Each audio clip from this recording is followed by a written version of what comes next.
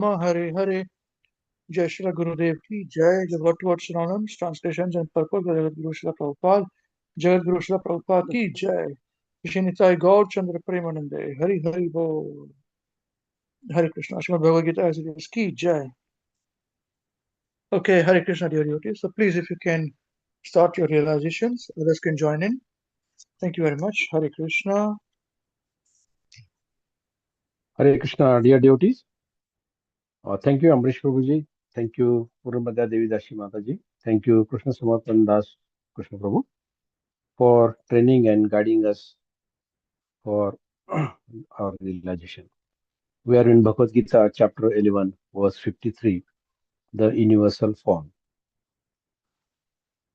Naham Naham Vedena Tapasa Nadanena na Tejaya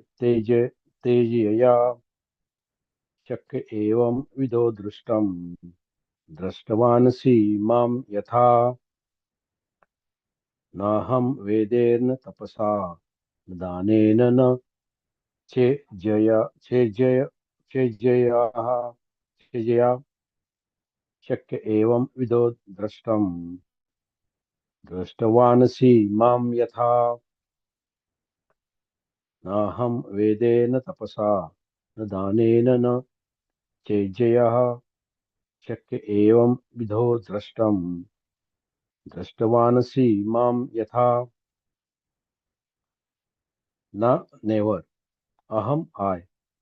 Vedaha by study of the Vedas. Na never.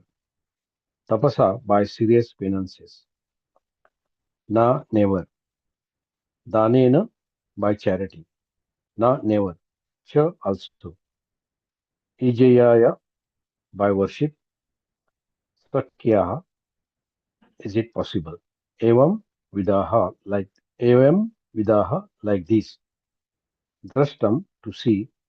Drashtvan seeing. Asi you are. Mam me. Yatha as. Never I by study of the Vedas, never by serious penances, never by charity, never also by worship. Is it possible like this to see, seeing you are me as? Translation by Srila Prabhupada ki Jai. The form which you are seeing with the transcendental eyes cannot be understood simply by studying the Vedas, nor by undergoing serious penances, nor by charity, nor by worship. It is not by these means that one can see me as I am. Purport.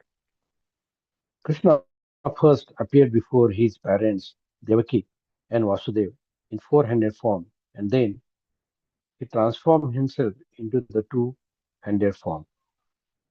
This mystery is very difficult to understand by those who are atheists or who are devoid by devotional service. For scholars who have simply studied Vedic literature by way of speculation or out of mere academic interest, Krishna is not easy to understand. Nor is he to be understood by persons who officially go to the temple to offer worship. They make their visit, but they cannot understand Krishna as he is. Krishna can be understood only through the path of devotional service, as explained by Krishna himself in the next verse.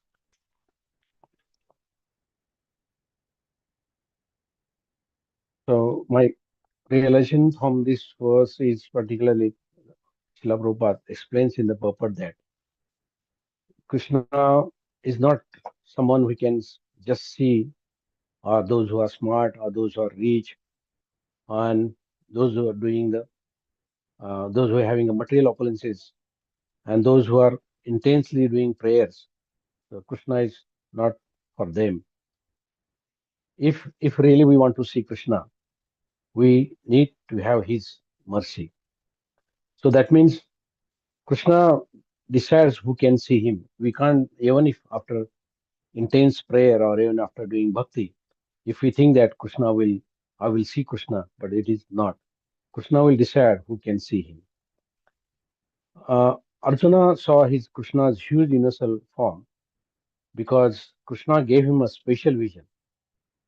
He couldn't see Krishna by himself, or he did, so he would have not even, because Krishna's mercy, and he gave him the special vision. That's why Arjuna could see Krishna's universal form. So the best way for us to know Krishna is through only a devotional service or bhakti, intense bhakti, but also just not by studying books or doing rituals. Or even Srila Prabhupada in Purport says that not going only the temple and worship, and you think that yes, Krishna, I will get the mercies, which is not possible. So many people, like those who are rich and those who have got money, they just go for, like, mostly they go to the temple worship for, they ask for, like, selfish, like, they either they ask for money or job, and also they try to study scriptures.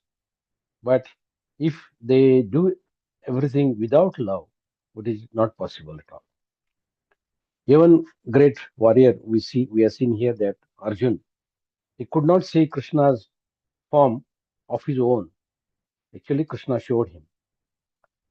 And to understand Krishna is very difficult. Krishna is actually beyond logic. One can only know him by loving him with our heart. So in Bhagavad Gita, chapter 9, verse 34, Krishna says that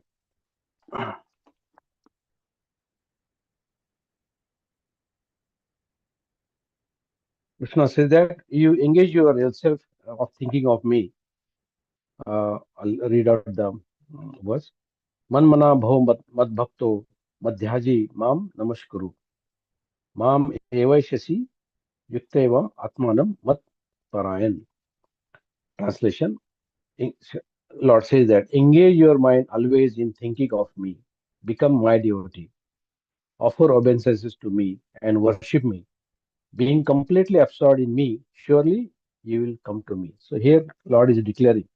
And Prabhupada in the purport here, Prabhupada says that he, some people, like, Dominic people, like they think of Krishna, but only inversely, like, they think that is a Krishna is my enemy. Like, is given an example of King Kamsa. He was always thinking of Krishna, but he never prayed. But he was only thinking Krishna because he thought that he's my enemy, and he had always, like, worried, wondering when Krishna will come and kill him. So Srila Prabhupada says that this kind of thinking will definitely not help anyone. So one should think of Krishna in devotional service, and this bhakti, one should cultivate the knowledge of Krishna continuously. Srila Prabhupada emphasized that the continuously and unflinchingly, because we've seen that some people, when they complete their mission, like, once we get that whatever by praying, once we get that, and they discontinue the prayer or discontinue the whatever devotional service they were doing. So Srila Prabhupada mean to say that here, not one has to continuously do this devotional service. So we, so those who got, like, material motives, and, like, those who are even intellectual, so Krishna won't reciprocate them. Krishna only reciprocate those those who approach with pure love and surrender. So one has to cultivate a love for Krishna through chanting and service and surrender. Then Lord will reveal himself to those who genuinely love him. Like we have seen in Canto 4, like Dhruva Maharaj, when he was performing the intense austerities just because he wanted to see the Lord. But even Krishna did not appear him immediately. But once Dhruva, his devotion became pure and selfless, the Lord actually mercifully appeared before him. So when Krishna appeared, actually Dhruva was overwhelmed with his love and devotion, and realized that the Krishna's mercy was the only way to see him. Even Lord Brahma, when he stole Krishna's cowherd friends and the cows just to taste him, but Krishna, we know all that. The Krishna expanded himself into identical cowherd boys and cows. So even Brahma was bewildered. So when Brahma realized that the Lord, he said, "My Lord, only by your mercy can one understand your glories. Even after searching for millions of years, one can know you by only by mere intelligence." So this confirms that the Krishna reveals himself only by his mercy, not by a mental speculation. So we should do bhakti, as Srila Prabhupada mentioned in Bhagavad Gita chapter 9, verse 35, that we should do bhakti continuously, not only do once and then you forget. Then nothing is going to happen. So one has to do continuously.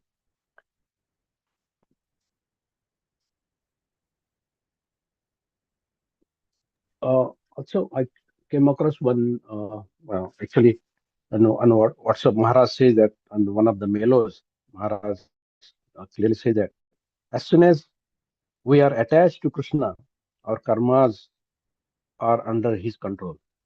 There is no reaction, and if there is a reaction, it is very mild. But as soon as you go to independent, then you have to face the consequences, and it is very horrible. So Maharaj says that one has to really think and act accordingly, and one must engage in the pure devotional service of the Supreme Lord. So Krishna sometimes, the best way to receive Krishna's mercy is through selfless bhakti, chanting, serving, and remembering Krishna. And pure devotion with humility and surrender without any motive, and just and then Krishna will reveal by himself. So this is my realization for this verse. Hare Krishna.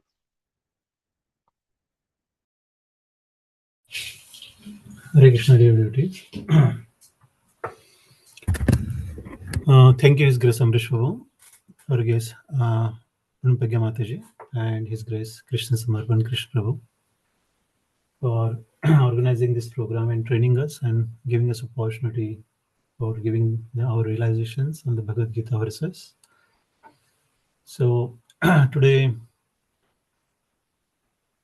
we're studying Bhagavad Gita verse chapter 11, verse 53.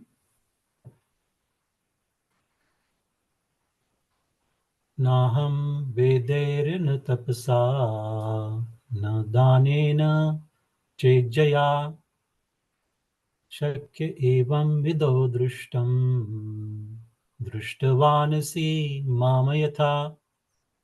Srila Prabhupada Ji ki jai. The form you are seeing with your transcendental eyes cannot be understood simply by studying the Vedas, nor by undergoing serious penances, nor by charity, nor by worship. It is not by these means that one can see me as I am. So, first of all, thank you, His Grace Open Prabhuji, for your very nice realization. As Sopan Prabhu explained, actually Krishna can only be understood, as Srila Prabhupada is highlighted here by pure devotional service. And he gave the reference of Bhagavad Gita, verse 9, chapter 9, verse 35, Manmana Bhav Mad Bhakta. And also gave many examples. Actually, Krishna is not to be understood by speculation, logic, or any other mean, or just by studying actually the Vedas, but he can be understood by devotional service. So, yeah, that is actually the crux of this verse, the instruction, main instruction.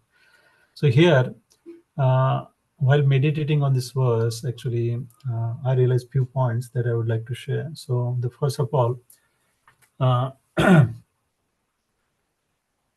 In the previous verse, as we studied, actually, Krishna is actually two-handed form. That is actually the topmost form, the the personal form of the Lord. Actually, is the most important form, and actually Arjuna has he's fortunate enough to see all his forms, the universal actually manifestation in the universal form, the four-handed Vasudeva form and two-handed Shamsundar form. So here actually Krishna is saying that not by just actually studying the Vedas, not by undergoing penances or charity or by worship, that by these means one cannot actually see me as I am in his original actually form, two-handed form. So the first actually by simply studying the Vedas, So even in Bhagavad Gita, the famous verse, Vedesha sarver aham eva vedo. So Krishna is saying there that actually by studying the Vedas, I am to be known. So I was actually thinking on this instruction, and here Krishna is saying that by just studying the Vedas, no one can actually understand me as I am, in his original form. So what is missing here is that again, as Srila Prabhupada say that actually the devotional service, the bhakti, and previous actually purport as well in the previous verse, Srila Prabhupada says that any service we do, there has to be a tinge of devotional service, any activity, actually any path that we follow, even it's Jnana Yoga or it's a yogic process, it has to actually culminate into the bhakti in the end. Otherwise, you will not be able to actually attain the pure love for Krishna.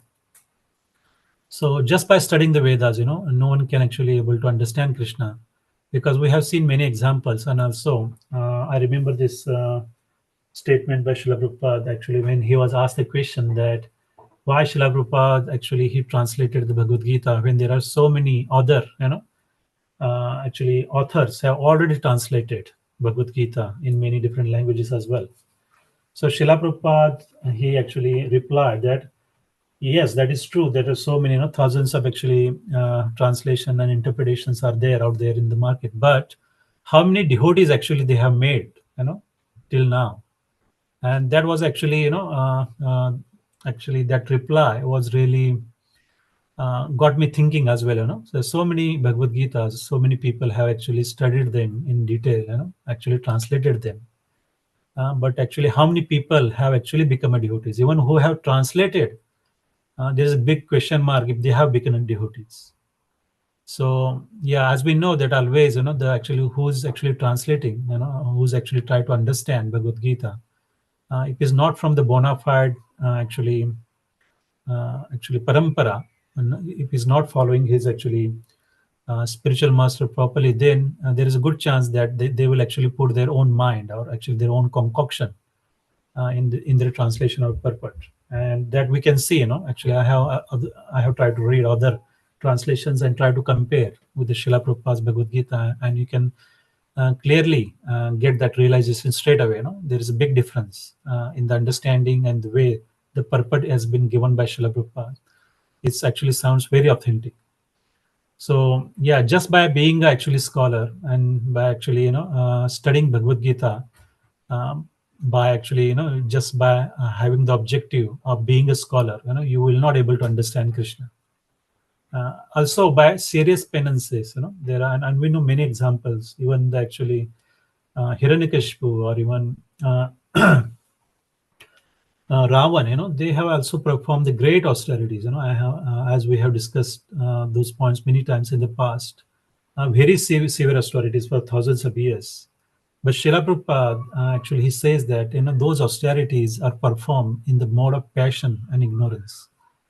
Actually, those actually penances has been performed with the objective of not actually developing a love for Krishna, but actually with the objective of actually achieving something material, actually some siddhis or some powers, and that's why actually that is not in a mode of goodness. So such penances, it will not lead to the actually devotional service or bhakti. Also the charity. So what to speak about charity, because if you're actually born in this material world, then what charity we can do, because everything is actually owned by Krishna. He's the ultimate proprietor.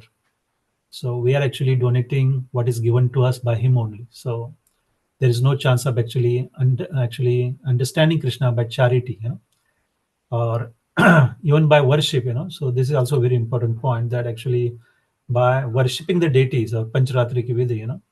So if you actually the objective, if you're not actually aiming to develop a love for Krishna, you know, or performing actually a pure devotional service, then by actually just having material agendas in the mind, you know, it just become a business, you know. So just by following Pancharatri ki vidhi or just worshipping deities every day or going to the temple with that objective, you're not going to actually achieve that aim of actually getting on the path of pure devotional service.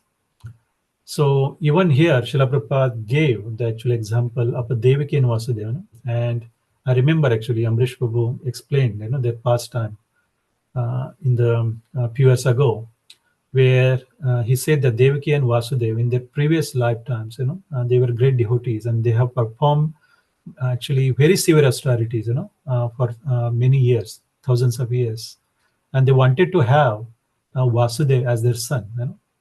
And actually here he appeared as their son to fulfill their actually wish. So here actually they got that by performing the penances, but actually ultimate aim actually, you know, they must have performed the pure devotional service to achieve that actual objective.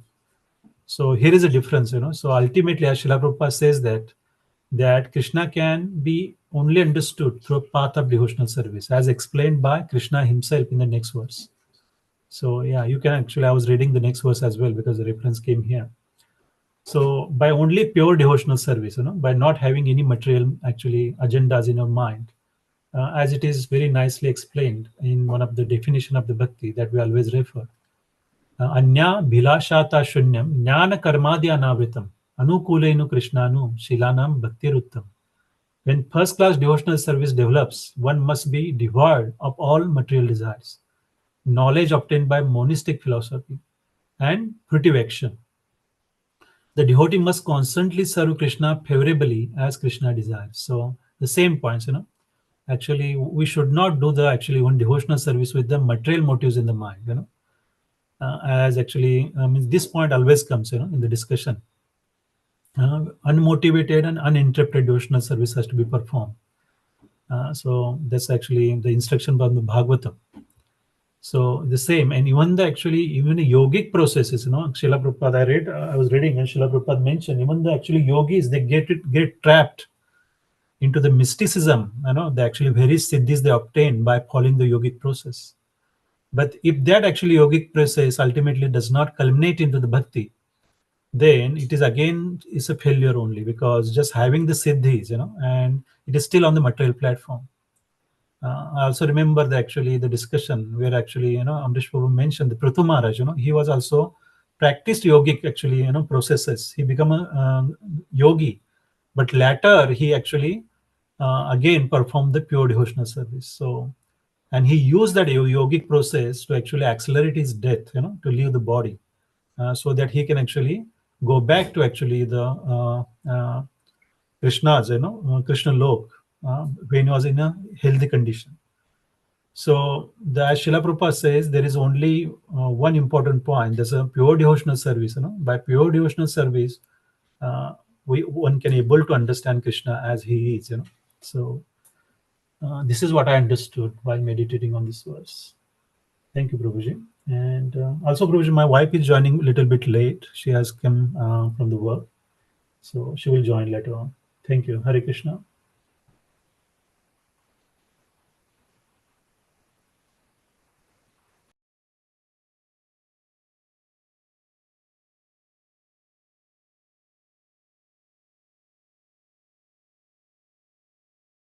Dear devotees, thank you, His Grace Amrish Prabhu, Her Grace Purni Pragna Devi Dasi Mataji, and Her Grace Krishna Sambhava Krishna Prabhu.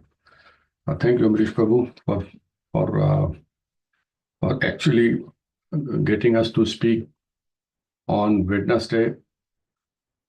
And we all speak almost same thing because the message is same, realizes the same, and even the verses which we read, if they're in the same context, it's very hard to differentiate unless we are seriously studying it. It's very hard for me because all the verses look same to me.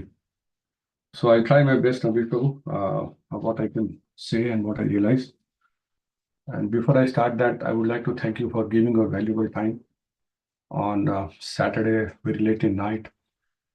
And devotees are very happy. Everybody is very happy. I'm trying to share some photographs. And so thank you, Amrish Prabhu. It's not easy. And yeah, Jai realization. Guru, Srila Gurudev ki jai. Yeah. So realization. Okay. Yeah. Naham vedana tapasa na danena chijaya shakya evam vidho drishtum drishtvavan asimam yatha.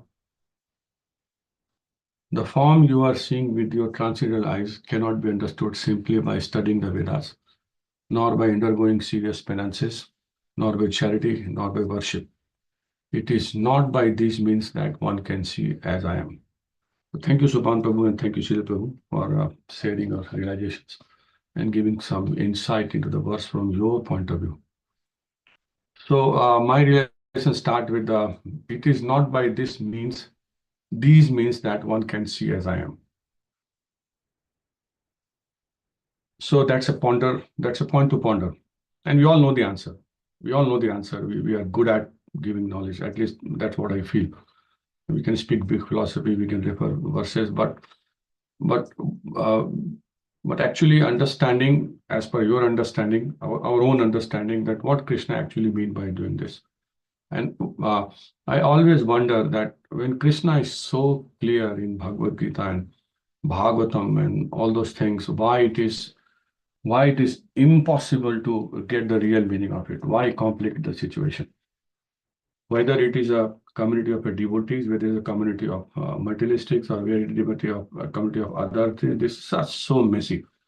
So when I was meditating on this, I realized that in the modern world is full of rascals, as Prabhupada will say. The modern leaders, even Hiranyakashipu, he used to say that I will kill Vishnu and all those things. He realized there was a God. But now the modern world, those Hiranyakashipus who are leaders of this world, so-called, they don't even realize God. Though they do not even want to talk about God. The whole world is living on gambling now. Whether it is a share market, whether it is interest rate, whether it is this or that, everything is speculative. And now here comes Bhagavad Gita and realization and Wednesday classes in this class and that class. So it's really hard to balance between these two amongst all these things. And so it's really very hard, what I understand. And but we are our own judge, that how actually we are practicing, how honest we are to ourselves. And the first thing, it is not by this means that one can see me as I am, is that we need to have a spiritual master. We need to have some guidance. We need to have connected to be bona fide, because we can start giving knowledge. And today morning only I was listening to a lecture from Prabhupada, and he was saying the same thing, almost same thing. And he was saying that, okay, everything you can do, everything, but you need a spiritual master. You need somebody who can tell you what's right, what's wrong, and who has actually realized this knowledge. So and we also know that what's coming in the next verse also after this. We know all the answers. The problem is not the answer. The problem is realization of the answer and how we actually end up practicing them. So I'll take another angle onto this. Is actually why it is so hard. As we have been discussing many times, bhakti is actually very powerful, but bhakti is not easy at explaining our scriptures, and it's not for everyone. Yeah, we all understand that. Yatham prapadyante and whatever not, and so bhakti is not for everyone. Although the process is very simple, but it's just people cannot follow it. So Krishna is always saying that you cannot see this following these processes. So how does that? The first point of is that finding a spiritual master, which may happen, which may not happen. But if somebody has got access to Bhagavad Gita scriptures, so he can start reading it under guidance, of course, is that the first thing they start is the engaging the mind. That's the most powerful sense we have got. Subtle body. Without engaging the mind, it is impossible to progress on this. This is exactly what Krishna is saying here, that by doing all those things. If your mind is not under control, and that's what happens. Anybody who's not Krishna conscious, his mind cannot be controlled. His mind will, his senses will cheat him. And same thing, mind cannot be controlled and the senses are controlled. So this is the next point. This is the one point I understand.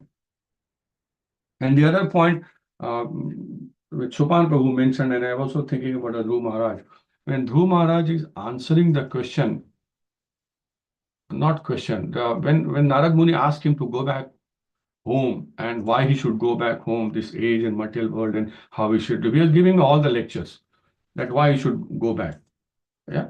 And then Dhruv Maharaj very nicely answers, and Prabhupada writes, explain that point in his purport, that why Narad Muni is saying like this. And again, the same context come here, and I've taken that angle.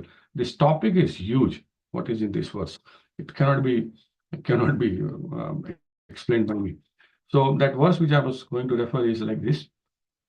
Dhruva Vacha Ayam Samo Bhagavata Sukha Dukha Hatatmanam Darshitaha Kripaya Pumsam Durdarsho Asmad Vidhastuyaha. Translation by Srila Prabhupada. Dhruv Maharaj said, my dear Lord Naradji, for a person whose heart is disturbed by the material condition of happiness and distress, whatever you have so kindly explained for attainment of peace of mind is certainly a very good instruction. But as far as I am concerned, I am covered by ignorance, and this kind of philosophy does not touch my heart. So this is the starting point. And that is where this material or all those processes which Krishna is referring, why they don't work. And then Prabhupada explains, he writes in Bhagavad Gita, it is said that persons who are actually advanced in spiritual life do not care for the dual behavior of this material world. That is the quality of a devotee. That's Prabhupada is saying, who are actually advanced in spiritual life. But Dhruv Maharaj frankly admitted that he was not beyond the affliction of material distress and happiness. He was confident that the instruction given by Narad was valuable, yet he could not accept it. The question raised here is whether or not a person afflicted by material desire is fit to worship the Supreme Personality of Godhead. So, Prabhupada is writing here, the question raised here is whether or not a person afflicted by material desire is fit to worship the Supreme Personality of Godhead. And now we'll repeat the same point, that how much this process is successful. Prabhupada writes here, the answer is that everyone is fit to worship him. Even if one has many material desires to fulfill, he should take to Krishna consciousness and worship the Supreme Lord Krishna, who is not merciful that he fulfills everyone's. He's so merciful that he fulfills everyone's desire. Through this narration, it will become very clear that no one is barred from worshipping the Supreme Personality of Godhead, even if one has many material desires. So this process of devotion, which Krishna is going to talk, and we all know this process, is so powerful. At whatever level we are into, we can always come out of this by sincerely following those processes through a bona fide way. That's my relation from Hare Krishna.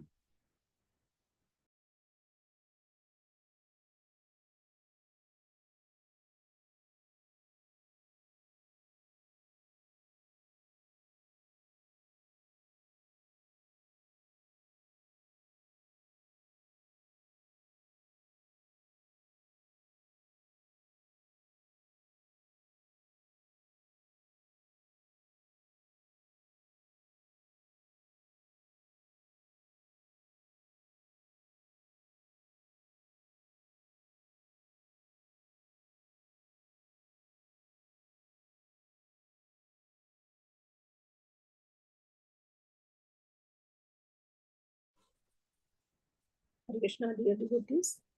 Thank you, His Grace English Prabhuji. Thank you, Her Graceful Pragya Devi Dasi Mataji and His Grace Krishna Sambartan Krishna Prabhu for creating this platform so that we can share our realizations and learn from others how to give the realizations. And thank you all the wonderful devotees for your very nice realizations.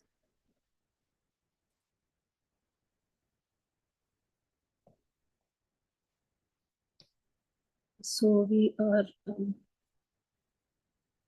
discussing Bhagavad Gita, chapter 11, verse 23 today.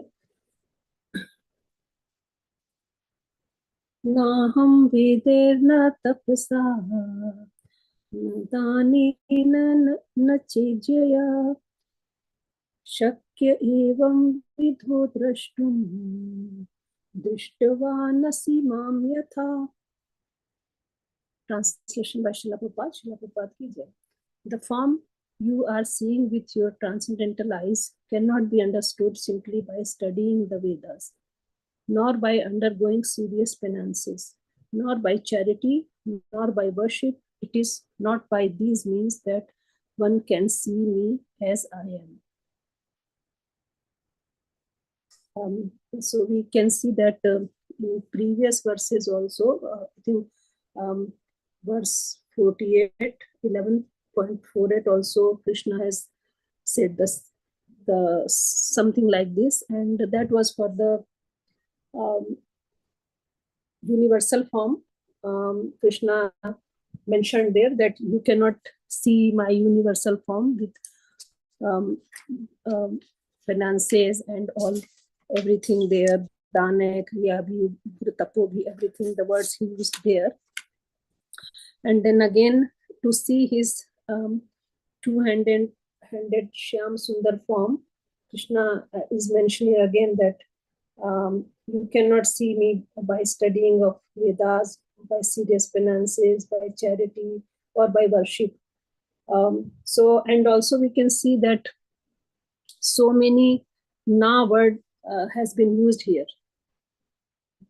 Na Vedai, na tapasa, na dane, na chejya. So everything here, and when Krishna is saying this, then we can understand the seriousness of the Krishna's words here. That then how we can know Krishna, and to knowing Krishna means to loving Krishna, and that is only by devotional service, as everyone has shared, and also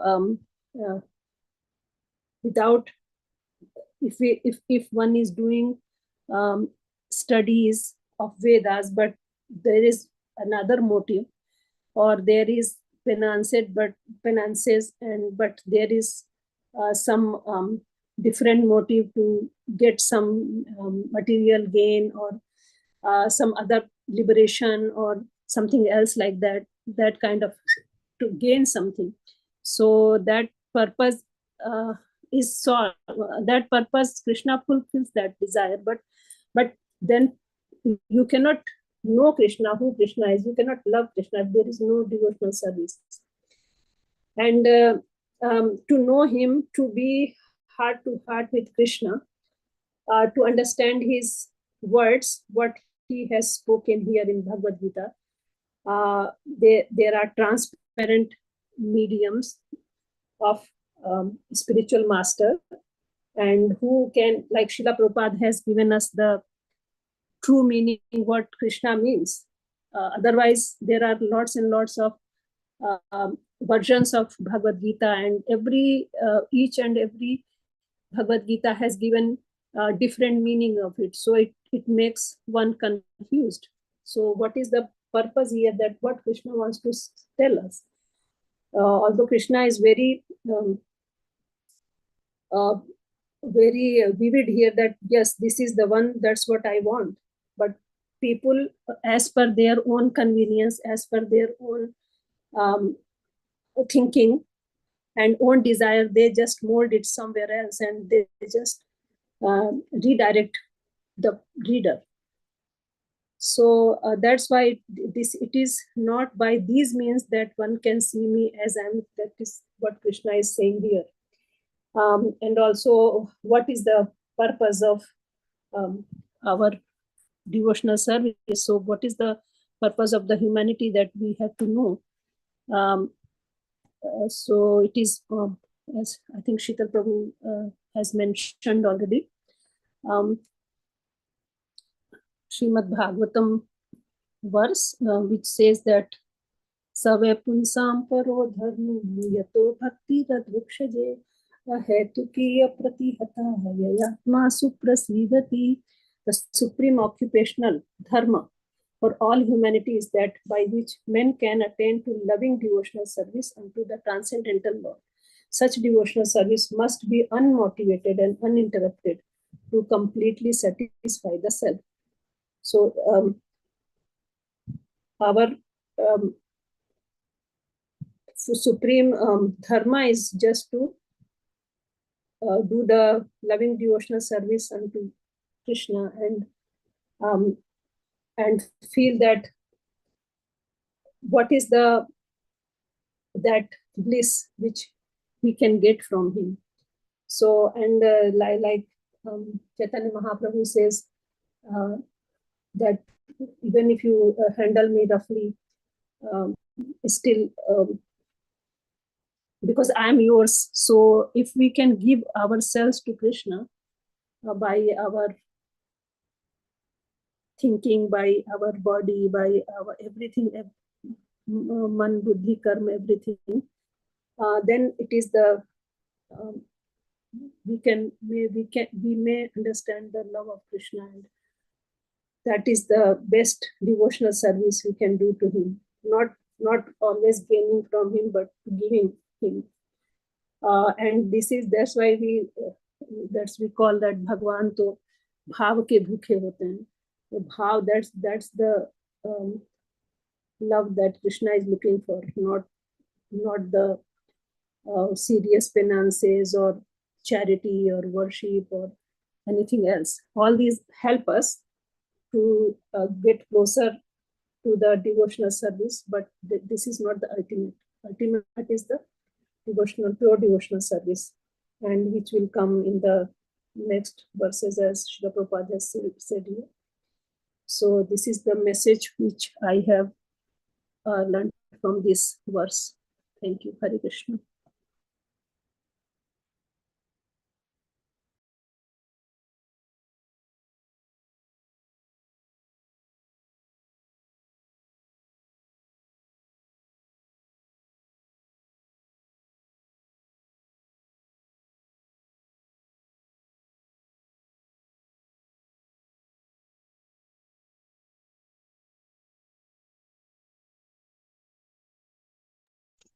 Hare Krishna Prabhuji. Sorry, I was not able to message earlier due to some unexpected situation at work, and I was late. Also, a bit hectic schedule. I have listened last week class, but not completely. So it's my apologies, Prabhuji. So I'll listen last week and this week class, and I will share my realization later on. Please forgive me. Hare Krishna.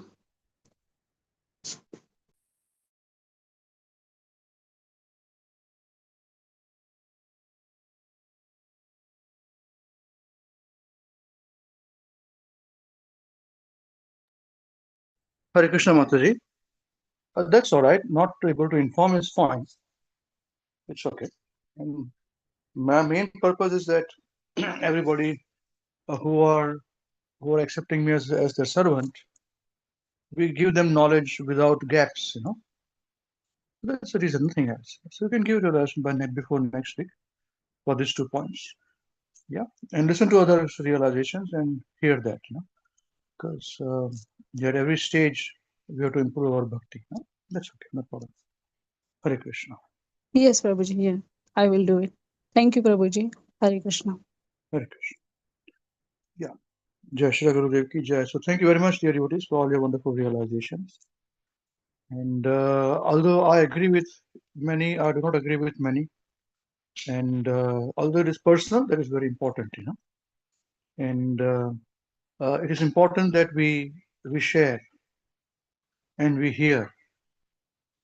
What I see now from the broader vision is this, that a transcendental personality in today's world is that person always who is consistent in his or her thinking and application. this person is not a victim of one's own body or mind, When the mind is good, they are very jubilant. When the mind is depressed, they are very depressed. They say things, they don't say things, and there are so many bodily difficulties which affects the mind and brain also. So in the post-COVID, and this is applicable any time, a personality who is always consistently speaking on things or focus upon his attributes of devotional service. This, in simple terms, is progress. This person, and he has seen or she has seen some level of transcendence, and that potency is there from Krishna, and there is a reason why one can continue and progress like this. I'm part of so many different discussions, different groups, including our Wednesday program, Sunday programs, different levels. And what surprises me is this, that people take advantage of the gurus, we all have our different definitions of gurus. But to me, it is very simple. A person who's giving knowledge is a guru. And they take the knowledge and they don't even spare their guru, They don't spare. And I'm not talking about ordinary people. I'm talking about big, big devotees. And I'm not talking about ordinary gurus. I'm talking about Prabhupada also, and other gurus too, or Guru Maharaj too. So it makes me think in today's discussion about Krishna and the personal form and who can see his form. What I've realized is this, that when we have our own mental concoctions, if we are not very steady in our bhakti, to remain steady in bhakti, you require transcendental knowledge. Full stop. Either the transcendental knowledge you have to study and acquire, and it is revealed to you, or it is revealed through your chanting. In the age of Kali, this chanting is as equal to any other kind of meditation, including the 18-syllable mantra which Lord Brahma recites every day, along with his devotees in his Brahma Loka. So it has become very simple. People tend to take advantage of this, and then they sit and they criticize. And they are only critical because they do not study these transcendental scriptures of Bhagavad Gita, Srimad Bhagavatam, and Sri Chaitanya Charitamrita every single day. Srila Gurudev would say that Srila Prabhupada would instruct that if you do not study my books for 2 hours a day, you will definitely fall down. And I see that happening. As we discuss about our personal relationship with Krishna, and many points are covered very, very nicely by all of you, which is very wonderful.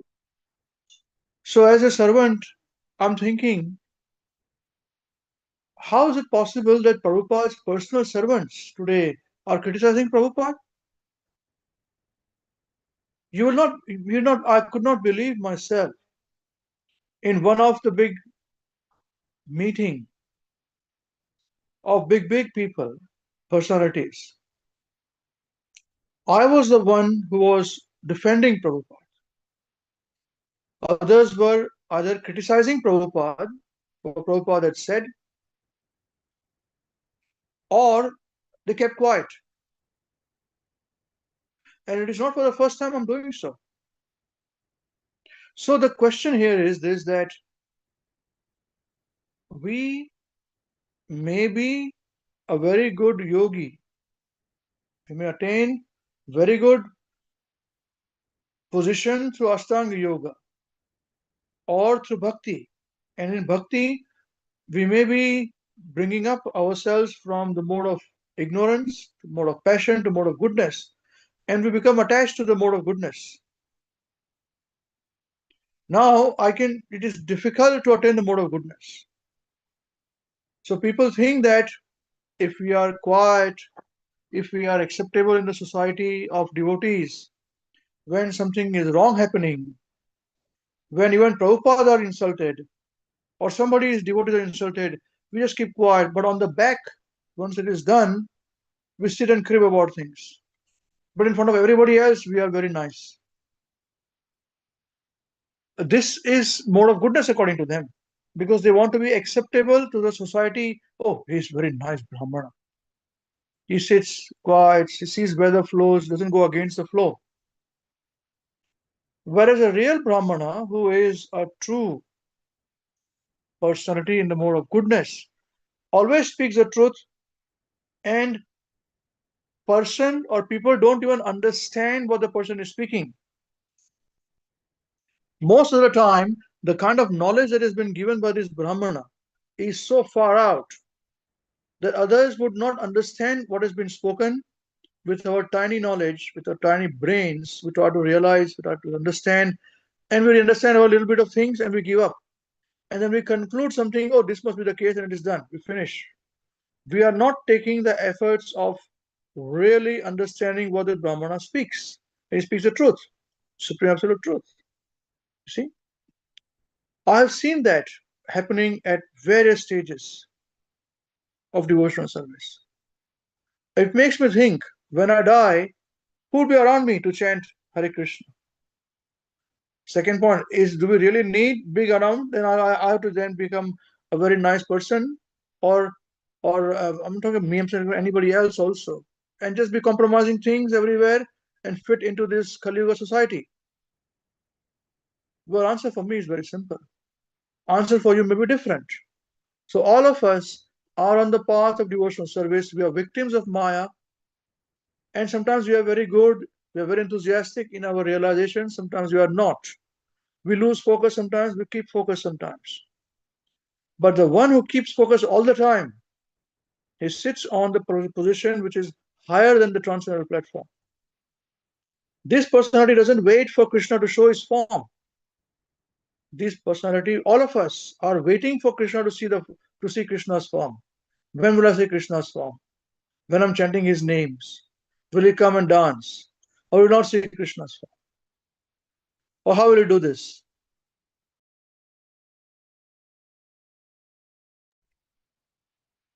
That is not how pure devotees of Krishna have worshipped Krishna. They have not worshipped Krishna in the form that, okay, now Krishna will come and dance in front of us. Or whether are we with Krishna or out of Krishna. They are performing devotional service whether with Krishna or without Krishna.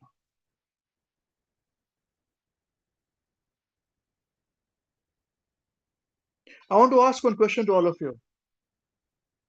There is one devotee who loves his beloved, say Krishna for example, and who loves him so much that in absence of Krishna, he cannot survive and he dies.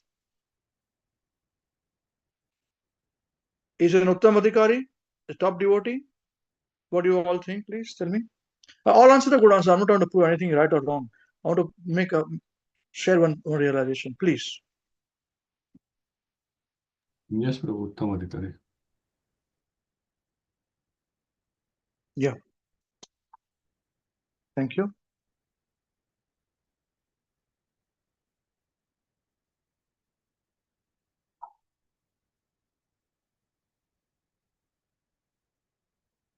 Hare Krishna, Prabhuji. You, Prabhuji, just confirming, you mentioned that one who will not survive without Krishna, he will die. Is that correct, Prabhuji? Yeah, if Krishna is bereft of Krishna association, Yes, Prabhuji, then Uttam Adhikari. Yeah. Okay. Thank you. Yes, Prabhuji. Yes, Uttam Adhikari. Hare Krishna, Prabhuji. Yes. Yeah, I just want a clarification on that question. You said one who loves the Krishna, and one who do not survive. It is bereft of his association. So, are we talking Yes. about a personal association, or are we talking about Yes. association can be chanting as well? Yeah, that's right. They were talking about personal association. If you love somebody so much, the personal association is bereft, Those who are with Krishna. Yeah.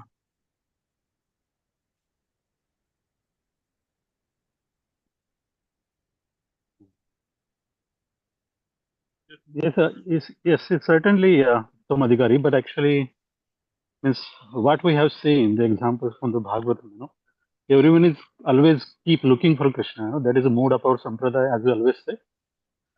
So even if you're not achieved, you always keep looking. So I do not understand how that actually fits in here.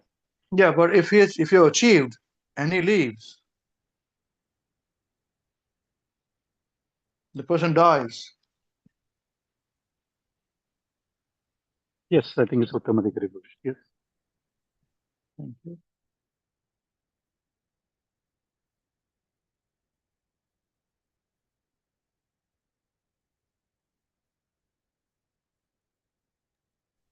Hare Krishna Prabhuji. I think, yes, he is Uttamadhikari. He or she is Uttamadhikari.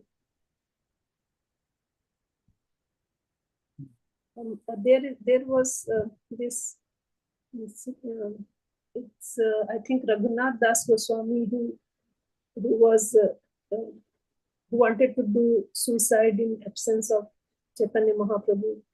And then, if I'm not wrong, Prabhuji, but then he was prevented to do so that he was. I think I'm mixing up the names maybe. Sorry, Prabhuji. Hare Krishna.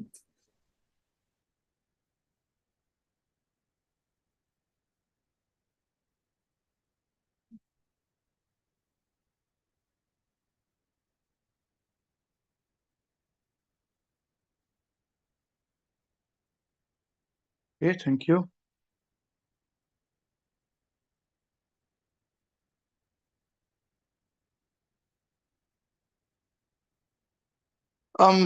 See, this my whole purpose of asking this question is this, that we must understand our own selves, whether we are victims of our own mind and brain.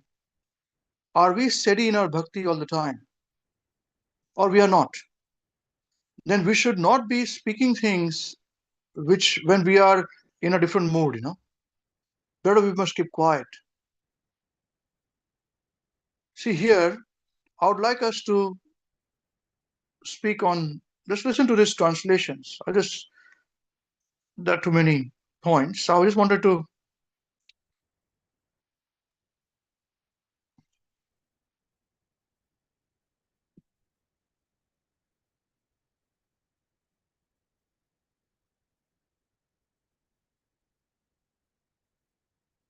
in one of the points where the gopis whom we consider topmost, So as Krishna left them and went to Mathura, abruptly stopped. So obviously they are going to be upset. So they speak unkind words. Yeah. And they're asking Balaramji, after speaking unkind words, does he remember his family members? Especially his father and mother. Does he remember? Will he ever come back to meet his mother?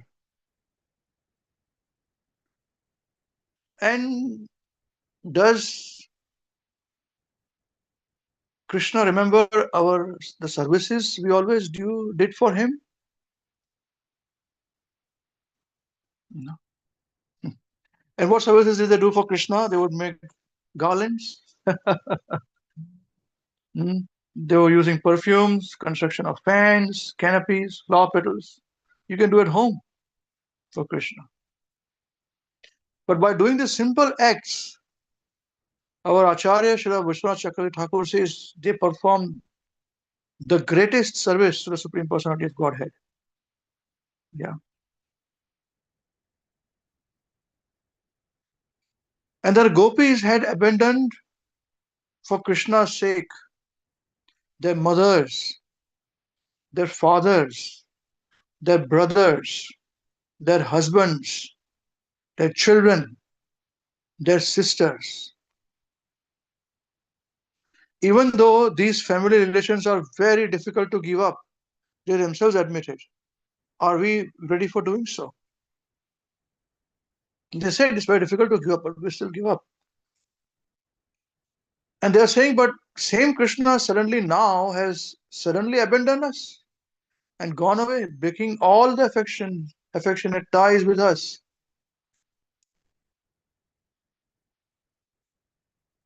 As you can see the anger here, Yet they say, but yet, how could any woman fail to trust his promises? So they're helpless. Just I want to understand this point.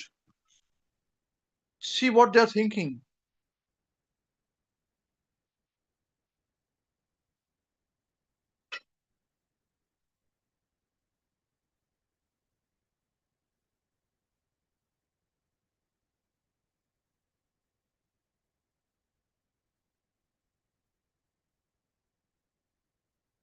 And Srila Prabhupada writes that, yes, Krishna must have abandoned, they're saying, us for Dwarka woman. But we are still remembering him and collecting flowers and sewing garlands for him. So when it does not come, we just simply pass our time crying for him.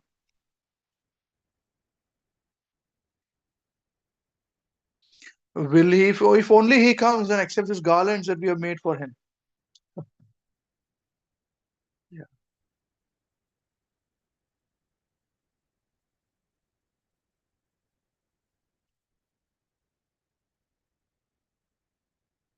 Now, Sridhar Swami says that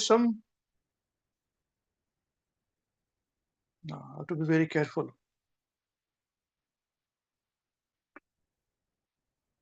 So after all these discussions, when one of the gopis says, why bother talk about Krishna, my dear gopis? He's not going to come. Let's please talk of something else. If he passes his time without us, then we shall pass our time without him. They're talking like this.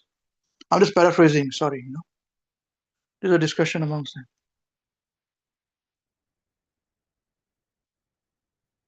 Now, in this discussion, we get a little bit of insight.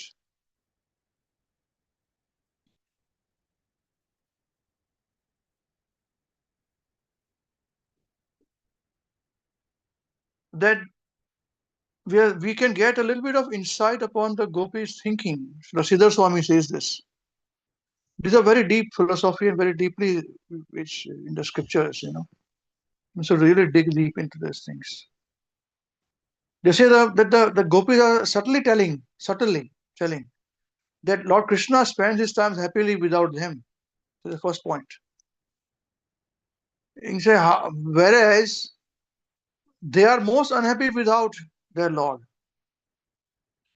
You understand these 2 points? This is what they are saying. Although Krishna remembers the gopis and he always thinks about them, but at the same time, he got married to 16,108 wives. He had millions of children. And the gopis also were grown up. Also, some of them would have got married, some may not have. But they are in the village. See these 2 points. Remember these 2 points. They are unhappy without him. This is the difference between him and them. You understand this? All of you understanding this point? Yes, Prabhuji.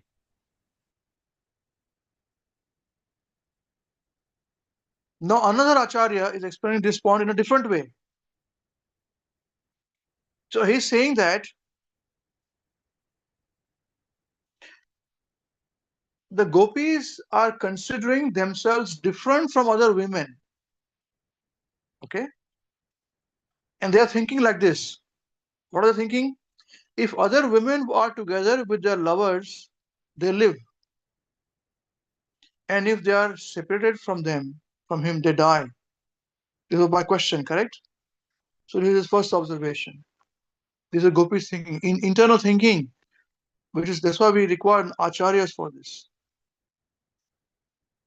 And then he says, the Gopis are thinking, but we neither live nor die.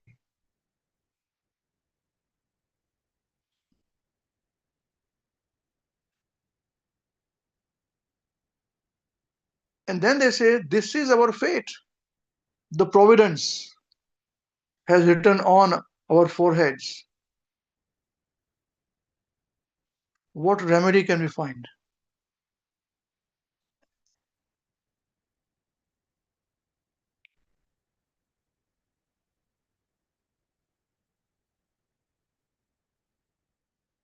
Yeah. Srila Prabhupada writes the same way, same thing, that the Gopis are thinking Krishna is passing his days very happily, whereas we are passing our days bereft of happiness without him. We cannot reject him. Although they're saying, let's not talk about him, but they want to talk about him. They want to talk about him.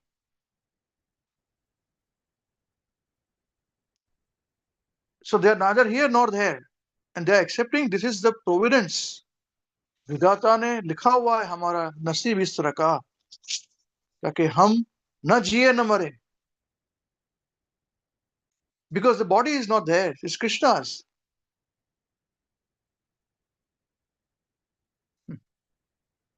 How beautiful is this? That is the reason why whenever personalities visit Vrindavan, Krishna would call them, make them sit, and give them special message only for the gopis. And they would sit quietly, those personalities. When they meet everybody else, all are done, all are very happy. They cry meeting these personalities, they cry meeting them, all done. And quietly, when everything is done, all funfair, festivals are completed, big festivals are done, then these women who are sitting behind quietly, they would come. And that is what these personalities are waiting for. When will they come? And when they come, and they say, I want to hear about Krishna. See, quietly, when the festivals are going on, everybody is happy, dancing, jumping. These gopis are behind, in the corners, completely neglected. Because this is what their mood is. Neither we are alive, nor we are dead. Dead is very easy. Finishing off. And this would not be possible for us to understand without the authority of personalities like Srila Prabhupada and further devotees, our acharyas. It is only by studying Srila Prabhupada's books that we can understand what other acharyas have written, what to read, what to not read. And we are criticizing these personalities. I told them, in the assembly of you big devotees, am I the only one defending Prabhupada? Because you think what he said is completely obnoxious, which in ordinary eyes is completely obnoxious. I cannot even repeat what Prabhupada said. And Prabhupada said it. But I give example of materialists telling me the same thing. Today I'm thinking that materialists are right. And these devotees who have done personal service to Prabhupada are wrong.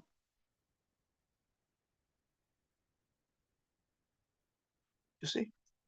It is Mahavishnu Goswami Maharaj, Srila Gurudev, strength that we prayed, spoke very politely, spoke very clearly, firmly, and told them, you are disciples of Prabhupada.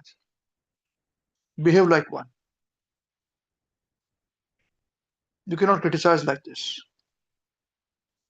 No. Prabhupada became old and he was senile and all those things they write, they speak. And so much, this devotee said that devotee said, let them say, you're blinded, you're closed. I said, I read Prabhupada's books. I didn't say that much because then people become very agitated. We said, do you read Prabhupada's books every day? If you do, then you will realize there is no question of Prabhupada losing mind at a certain age and saying things which are wrong. They're absolutely right. A pure devotee speaks even the most obnoxious things, even if because they're correct. Because he has to guide people for future generations. Serious thinker, not these non-serious thinkers. And we want to be serious thinkers. We are not blinded with what Prabhupada says.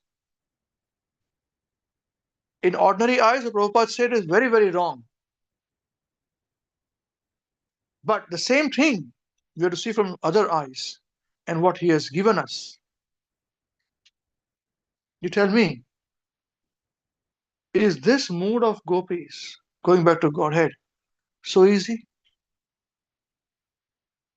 And I wrote to them that Krishna is sitting in our hearts, witnessing who is speaking against, who is keeping quiet, and who is defending. And he will reward accordingly. So thank you very much for your nice service to Srila Prabhupada. Because of you, we are here. Vancha Kalpataru, Srila Prabhupada ki jai. That's how we completed. And I complete all the time. It's not one time, there's so many times we have this forums and discussions. I'm in many forums.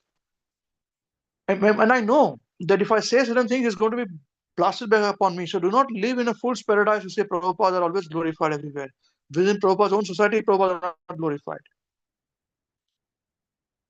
And they do not reveal this to everybody.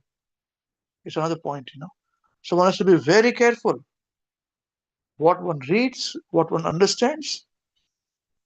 And that's what we wanted to achieve from last Sunday's class.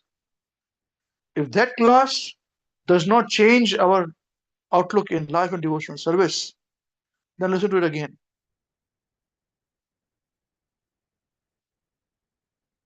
We have to be really, really thoughtful.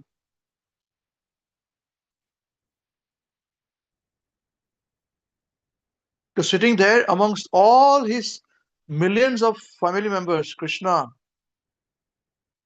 he thinks about the gopis. He said, my gopis. He says this, my gopis, they will not be alive, they will not be dead. So I want you to pass this message for them. See?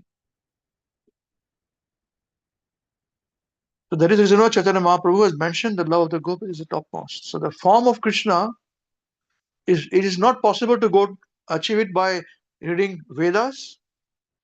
It is not possible for us to achieve by going to the temples. It is not possible for us to achieve by performing any other services. Even Bhakti Yoga, unless and until we come to the pure platform where we take endeavors and Krishna will accept, yes, I accept your endeavor. Then only he will reveal himself. Ye yatha mam prapadyante tam satheva bhajamyaham mama vartamanu vartante manushya patu sarvasah. As one surrenders unto me, I reveal unto them accordingly. But everyone follows my path in all respects, O son of Pritha. See, this is how we have to be extremely focused. And many times we are born that way. Now, we are up and down, up and down. That's unfortunate part. Then we should be very careful when we open our mouth and when we should not. Because one message, if we go something wrong, that message can be very destructive to people. Consistency is very, very important. So we have to be thinking before we speak. And goodness does not mean, I started my discussion by saying goodness. Doesn't mean you keep quiet. Maharaj had instructed me this point. Maharaj said, even I am that person who doesn't keep quiet. People think that, oh, goodness they speak very softly and they agree. And this is how it is. They accept everybody's generosity. Say, everybody will say, you're such a nice devotee, such a saintly devotee. They're very, very good, very, very nice. Everybody says this. The person who boldly speaks, stay away from him. He's not good. He's in mode of passion. Then Guru Maharaj, mode of passion. Maharaj told me this. Or ignorance, or whatever it is. And bhakti is always one where Krishna will never see the number of praises you have got. He will see how much sincerely you're trying to remember him. And even that remembering him, we may try, it is so hard. But when he blesses, we can remember him. So the personal form of Krishna is a bhakti, but it is not, we have to change our attitude towards our own self to achieve that. Best thing is to understand our limitations and act accordingly. It is very, very important to understand our limitations. It's a great boon. It's a blessing from India. That's why Surdas had said, and Guru Maharaj always says this, Hari Kripa tab janiye jo dikhe apna dosh. Thank you very much. Hare Krishna. I just thought these points are important, so I wanted to share these points with you. Please excuse me if I said something which is not palatable. I didn't mean to offend anybody, but this is how I want our preaching to go on, a parampara to continue, with Shiksha. Yeah. All right. Anyone wants to say anything? Please feel free. Hare Krishna.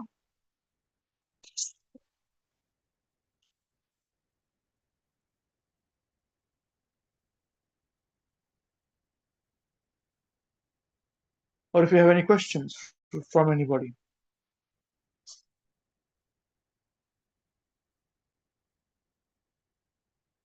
Okay. Jai. Srimad Bhagavad Gita as it is ki. Jai. Granth Raj Srimad Bhagavatam ki. Jai. Shri Chaitanya Charitamrita ki. Jai.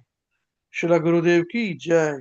Srila Jagadguru Srila Prabhupada ki. Jai. Srila Prabhupada's disciples ki. Jai. All the Acharya Gan ki. Jai. Samasta Vaishnava Acharya Gan ki. Jai. समस्त गुरु शिष्य परंपरा आचरण की जय श्री निताई गौरचंद्र प्रेमानंदे हरि हरि बोल Thank you, Prabhu. Thank you, Prabhu. Hare Krishna, Thank you, Prabhuji. Prabhuji. Hare Krishna.